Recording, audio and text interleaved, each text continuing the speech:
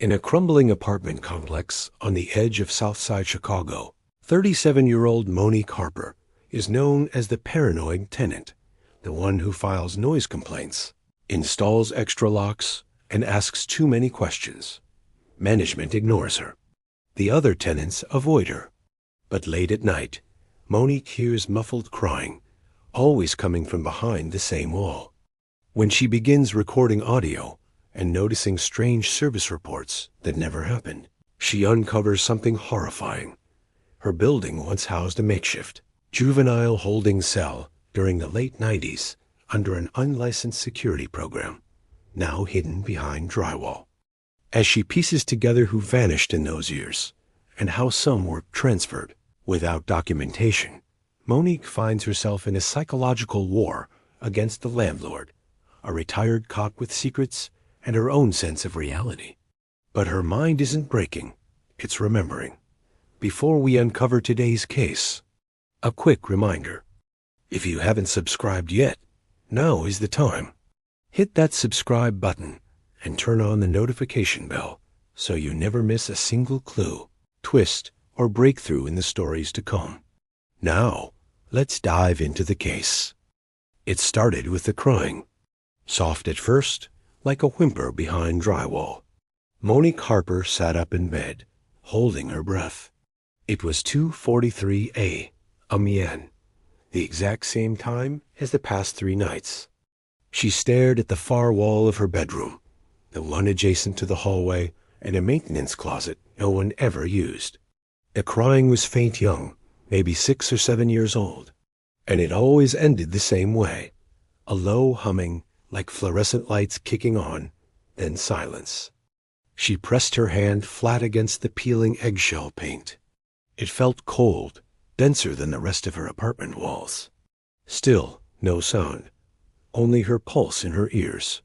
She backed away. Maybe she was slipping again, or maybe she was the only one paying attention. Monique lived in Unit 2C of the Mason Heights Apartments, a sun-faded 4-story building tucked between an auto shop and a payday loan place on the edge of South Side Chicago. The front office had 2 people, Ms. Kellerman, who chain-smoked behind the plexiglass desk, and Buck, a former cop turned property manager who had a crook jaw and a walking cane that clicked with every limp. They treated her like a problem. Always had. Miss Harper, nobody else is complaining. Buck told her last week, not even bothering to look up from his clipboard. You might want to get some rest.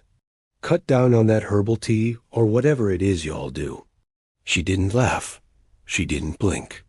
I know what I heard, she said plainly. That's the thing, sweetheart. He leaned in with a sarcastic drawl. You heard it. That don't mean it was there.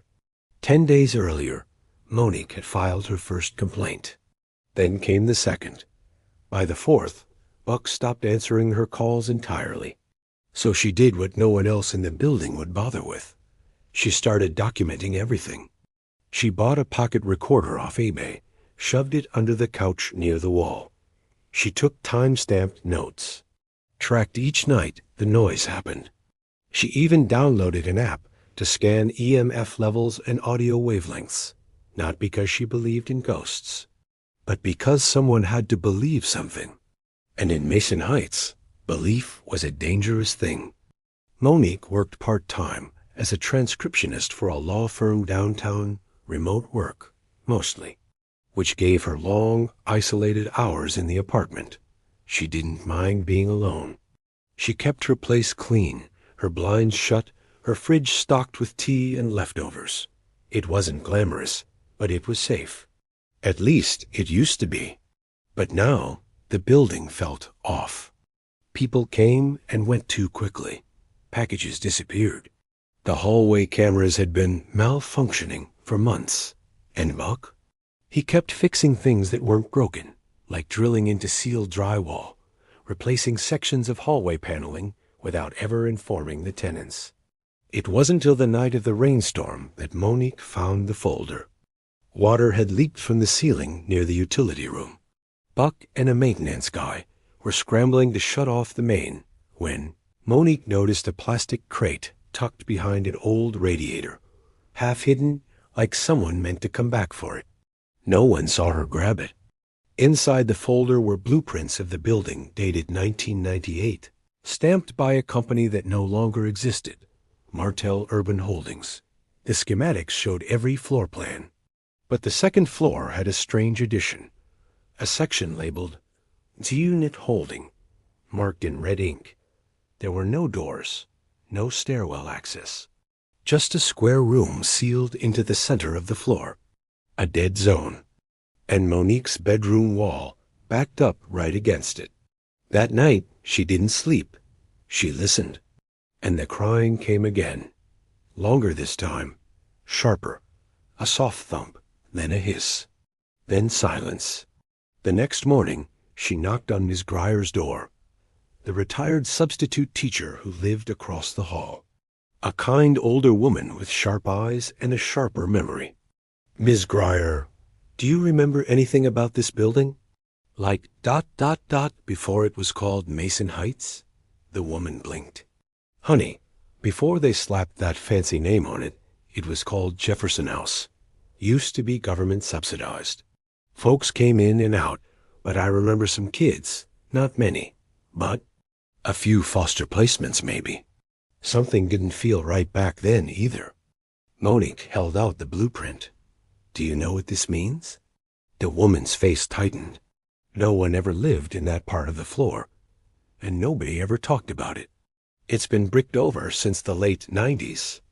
Monique's fingers trembled. Why? Miss Grier closed her door without answering. Later that week, Monique returned to the wall. She knocked 4 times. Silence. She pressed her ear to the plaster.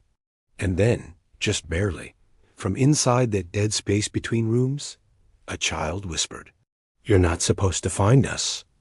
Monique didn't sleep that night. Not out of fear, but something else like her body had become a tuning fork. Every creak in the building, every gust through the busted stairwell window made her sit up straighter, listening, not for ghosts, for patterns. She played back the recorder just after dawn, watching the waveform spike at exactly 2:43 a.m. The whisper wasn't a dream. It was real. She rewound the tape again, slowed it down. "You're not supposed to find us." The voice was small, boyish, American accent. Soft, with that weird echo you only get in sealed concrete spaces. Monique stared at the waveform until her eyes blurred, then grabbed her keys. She had a new plan and a list of names. The Cook County Assessor's Office was a 15-minute bus ride and a long sigh of fluorescent lights, coffee-stained carpet, and disinterested clerks. But Monique knew how to ask for the right thing without sounding crazy. "I'm researching old development permits for a class project," she said, handing over a slip with the old building name, Jefferson House, circa 1997 to 2002. The clerk barely looked up. "Microfiche," he muttered, pointing. She found them under layers of dust and indifference. The old blueprints, photos, purchase transfers, and something stranger. A 1999 city report labeled Emergency Juvenile Custody Overflow. Unofficial site 7 clearance. No address. Just coordinates. She punched them into her phone. They matched Mason Heights Apartments. Her building. Her floor. She pressed her hand over her mouth. It hadn't been a foster home. Or a shelter. It was a holding facility. A place the city used for exactly 16 months during a juvenile court crisis quietly and illegally. Kids with no paperwork. No legal guardians. Just lost in the system until they could be moved. Some were supposed to transfer to St. Lucas Group Home. Except that home burned down in early 2000. And no names were ever released. Back in her apartment, Monique laid everything out on the kitchen table like puzzle pieces. Blueprints, city clearance reports, and a grainy photocopy of a staff roster with the title Interim Enforcement Liaison. One name stood out. L. Buckner. She stared. Buck. her building's manager. That crooked walk. The way he'd always been there.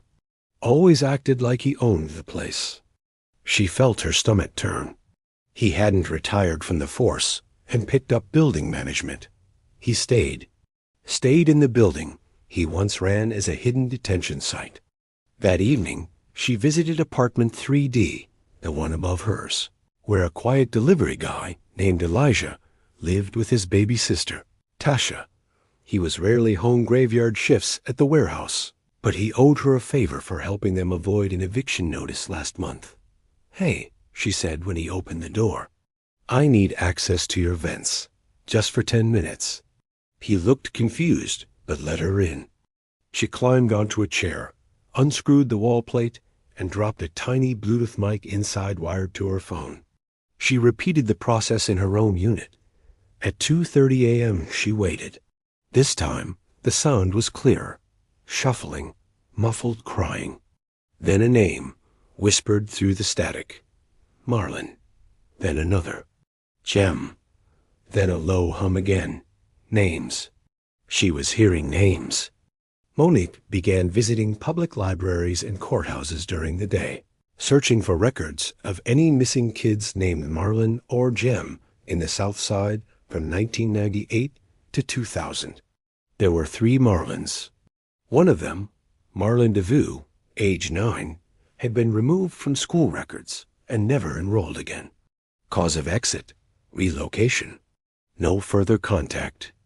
But his cousin, on a message board post from 2010, had once written, "He got picked up for truancy and never came home. Folks said he ran away, but his shoes were still under my bed. Kids don't run without shoes." The post had 2 likes, no replies. Monique copied the username and kept digging. The next night, Monique tried something risky. She went down to the maintenance closet next to her unit. Buck always kept it padlocked, but the doorframe was old, rotten. She used a flathead and a hammer wrapped in cloth. After 20 minutes of silent struggle, it popped. Inside was a row of tools, cleaning fluid, and behind that, something hidden beneath a dust-covered canvas. She peeled it back. It was a steel hatch, bolted shut, built into the wall. No doorknob, no code, just a keyhole. She touched it, cold, and then, behind her, a voice said, "You looking for something?" She turned fast. Buck, leaning on his cane, half in shadow, face unreadable. "What you think you're doing, Harper?" he asked, almost gently. "That closet's not your business." Her throat tightened. "I heard the voices," she said. "There's something behind that wall." He tilted his head. His cane clicked once. "You know what happens to nosy people in buildings like this?" he said, quiet now. "They trip. Pipes burst. Gas lines get strange ideas." She didn't flinch. "You ran Site 7?" she said. His smile vanished. "No, sweetheart," he whispered. "I buried Site 7. And with that, he turned and walked away. Monique stood there shaking, not from fear, from resolve. She wasn't crazy. She wasn't paranoid. And now she had a name, a voice, a hatch. She also had a friend at the South Side Free Press, an old classmate named Ranga, who owed her 3 favors. It was time to go public, time to break this open. Because those voices behind the wall? They were tired of being ignored. Rain clung to the windows like sweat, the kind of late May thunderstorm that turned the alley behind Mason Heights into a swamp and knocked out cell towers in one ugly flicker. Monique sat in the dark with only the light from her laptop screen illuminating her face. The room smelled like damp wood and old secrets. Her breathing was shallow. Raina's message finally loaded. "I'm in. I want to see it for myself, 7 p.m. tomorrow. And I'm bringing a mic." Monique closed the lid. That gave her 18 hours to prepare. By sunrise, she'd gathered everything. Copies of the old schematics, recordings of the crying, the whispering, the names. She labeled the folder, Site 7 Evidence, Volume 1. It didn't matter if no one believed her yet. This wasn't just proof. This was ammunition. She tucked it in her backpack and left early. First stop was Miss Grier again. The older woman hadn't opened her door. Since that day, she'd whispered, "It's been bricked over." But Monique knocked anyway. This time, the door creaked open slowly. "I don't want no trouble," the woman muttered, her eyes scanning the hallway. "I'm not here to make any," Monique said gently. "But I think someone should hear what I've found." Miss Grier let her in. Her apartment smelled like lavender and liniment, the walls lined with dusty framed portraits. Monique sat at the edge of a crocheted couch and placed the folder on the coffee table. "You ever hear of Marlin DeVoe?" she asked. The woman froze. "Marlin?" Miss Grier whispered. "That boy with the green windbreaker?" Monique blinked. "Yes. I saw them take him," she said, almost inaudibly. "One night. No shoes. One of those men had a badge, but it wasn't police. Didn't have city tags. They came in through the back. No one asked. No one stopped them. We were told to keep quiet." Her voice cracked. "They said the building was housing truants. Just until beds opened. That's what they told us. But I knew better." Monique leaned in. "What else do you remember?" The woman nodded toward the hallway. "That wall? They didn't build it until after. The crying went on for weeks. Then silence. Then drywall. Then new paint." Later that afternoon, Monique met Rene outside Union Grounds Cafe, 3 blocks from the building. Raina was tall, black, and confident in that effortless way only reporters and defense attorneys could pull off. Her hoop earrings clicked with every nod. "You're not exaggerating," she said, reading the summary on the manila folder. "A sealed juvenile holding room? You realize if this pans out, it's more than a human rights issue. It's criminal concealment." Monique nodded. "I know. That's why you're here. I brought an audio forensics guy," Raina added. "He'll clean the tapes. Make them court grade in case this blows open." Monique felt relief settle into her ribs. For the first time in years, someone wasn't dismissing her, wasn't calling her unstable. Raina flipped through the pages, then paused at Buck's old staff roster photo. "Wait," she murmured. "I've seen this man before." Monique blinked. "Where?" Raina pulled out her phone, scrolling through an old PDF. "Last year, I did a piece on post-retirement placement for cops, mostly internal scandals. This guy, Leon Buckner, was quietly paid out from the city after a wrongful detainment suit in 2001. The records were sealed. But his name came up as part of something called Program Echo." "What's Program Echo?" Monique asked. Raina shook her head. "No idea, but it was buried, deep." That night, the storm returned, worse than before. Sheets of wind rattled the window panes. The lights flickered, then finally died around 8 p.m., plunging the building into humid darkness.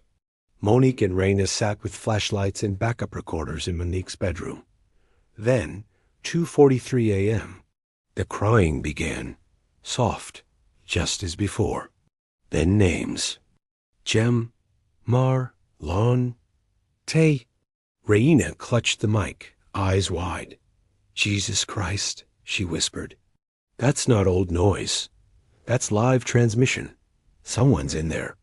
"Now," Monique swallowed hard, "or someone never left." She stood up and grabbed her hammer. Downstairs, they returned to the maintenance closet. Raina held the flashlight while Monique peeled back the canvas. The steel hatch waited like a wound. Raina examined it. "This isn't just drywall. That's reinforced. Who the hell sealed this?" Monique knelt and whispered, "Can you hear me?" Nothing. Then, a whisper. Cold, Raina gasped. That was a voice. Monique turned. "It's not over." Behind them, a door creaked. Footsteps. They turned. It was Elijah from upstairs. He looked pale, shaking, My little sister. She said she heard someone say her name in the vents tonight. Said someone asked if she was free. Raina blinked. We have to get in there. Monique nodded. And for the first time, she didn't feel like the paranoid tenant. She felt like the only person left who was finally listening. They broke the seal at 3:06 a.m. Elijah held the flashlight. Raina kept the mic recording. Monique swung the hammer with steady, deliberate strikes, chiseling at the bolts around the steel hatch until the final one gave way with a metallic groan that echoed like a scream in the hollow. Space beyond, the hatch creaked open. The smell hit them first stale, like wet cinder blocks and mildew. Then came the cold, not the kind that chilled your skin, a kind that settled under it, in the bones. Inside was a narrow stairwell, descending into silence. Monique led. Each step down felt like crossing time. The air thickened. Raina's flashlight flickered. Then floor. A small concrete room, no bigger than a school classroom. Metal bunk frames lined the walls, rusted and empty. A pile of old blankets sat in a corner. Faded drawings, still taped to the walls, flapped in the draft they couldn't place. But what shattered them was the back wall still covered in chalk scrawls. Names: Marlin, Jem, Tay, Rochelle. No one's coming. Don't forget us. The room was a graveyard of forgotten voices. Elijah whispered, they kept them down here.